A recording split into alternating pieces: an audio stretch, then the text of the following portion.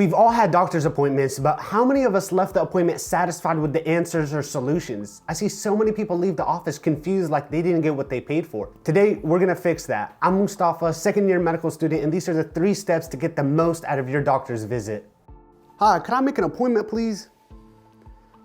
Yes, ma'am, I'm having a little bit of stomach pain.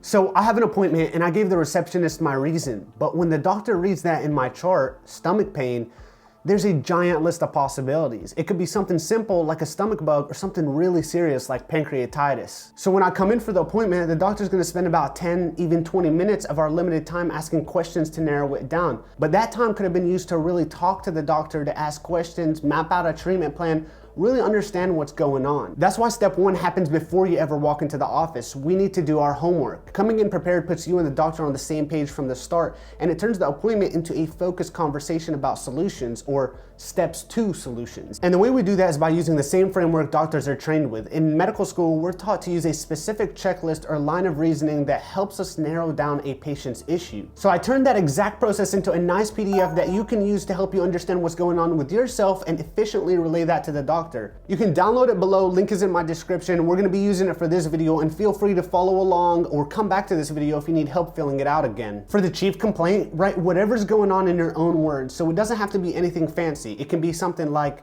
my stomach hurts. Then we want to expand on this. Med school teaches us the acronym OLD CARDS to systematically break down the issues so nothing important gets missed. If we look back to the PDF, I'd like to go through the OLD CARDS mnemonic with you so you can fill it out appropriately and get to the office really prepared. O is onset, when did the pain or issue start? L is location, where is it? D is duration, how long has this been going on? C is character, what does the pain or issue feel like? A is associations, what other things have you noticed with this? The second A is for aggravating factors, what makes it worse? R is for relieving factors, what makes it better? The second R is radiation, where does the pain or issue move out towards? T is timing, how often does this happen? S is severity, on a scale of 1 to 10, how bad is it? After you fill this out, you've clearly explained what's going on, but the next thing your doctor's automatically thinking is, okay, I need a little bit more context. Who is this patient? Stomach pain with a history of colon cancer is going to be treated much differently than stomach pain in somebody who's healthy. So let's fill out the right side of this PDF to give your doctor the context they need to interpret your symptoms.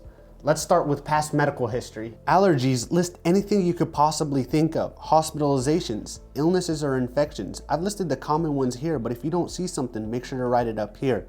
Surgeries, trauma, these are things like car accidents. Medications, list everything you take. Supplements or over-the-counter medications do count. Reproductive history, if you're a woman, is there any chance you could possibly be pregnant? Transfusion, have you ever received a blood transfusion? Immunizations, are you up to date with all your vaccines? Preventative care, these are things that you do to stay healthy, like a pap smear or colonoscopy. Maybe you've already done an endoscopy for your stomach pain. Okay, 2 more things, family history and social history. For family history, try to list any problems your parents, siblings, or children might have. Now for social history, it might not be particularly important for some issues, but for completeness sake, I'd still like to cover it because it definitely plays a really important part in healthcare. Write down what you do for work. Maybe you're a wine taster and this stomach pain has something to do with it. Relationships, who do you have around you for support? Doctors want to make sure you have a strong support system for certain cases. Ideologies, are there any beliefs your doctor should know, like religious beliefs that could affect medical care? What changes or stresses are you going through? Now, this might be the most important one because they can directly affect your symptoms. At the bottom, I really encourage you to write any questions you have for your doctor, and if this isn't enough, flip it on the backside of your printed copy and write some more. Step 2, what should you do during the visit? Bring your printed copy, and when you get to the office, kindly ask the front desk if they could please scan it into your chart. Even better, if your clinic has a patient portal, you can upload it ahead of time so your doctor can review it before even walking into the room. If neither of those options work, print 2 copies, one for yourself and one for the doctor. When the doctor comes in, they're probably gonna ask, hey, what's been going on? And you can reply and say, hey doc, I filled this out with all my symptoms and all the relevant information I can think of. Would it be helpful if I shared it with you? Now you guys are both on the same page. You're not scrambling to remember details, you're explaining what's going on clearly and in your own words, and your doctor can reference things and follow along so much more easily all on one sheet. Your questions are also already written down, so you won't forget them, and there's no awkward one more thing or one more question. At the end, your doctor knows exactly what you want addressed. This is also where you write down the takeaways and plan, what the working diagnosis is, what tests are being ordered, what treatments are being started. And the doctor's right there, so if you're not exactly sure what he or she plans to do, ask them, so what are my next steps? And write down the plan that you guys agree on. When the appointment is over, most people feel really satisfied. All their questions were answered, they feel like they explained everything, the doctor understood them, and they walk out having a really good understanding of what's gonna happen, what the plan is. Now that brings us to the last step. What do you do after the visit? This is where a lot of people think, okay, I've done my part, now it's on the doctor. But the truth is, you are still your biggest advocate. You are the CEO of your health.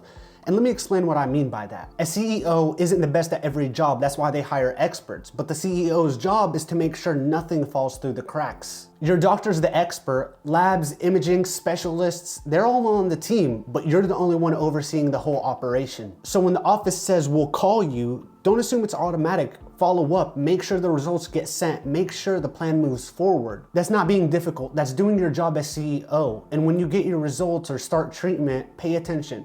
Are your symptoms getting better? Are they staying the same? Are they getting worse? Are you having side effects? And write it down because you're gonna forget. It turns your next appointment into another productive conversation instead of, oh, I don't remember, I don't really know. You have something to compare it to, and that is so valuable for your doctor. You walk into the room like a knowledgeable CEO, someone who understands what's going on, what's changed. That's how effective decisions get made. And those are the 3 steps. When you prepare before the visit, communicate clearly during the visit, and follow through after the visit, healthcare works the way it's supposed to.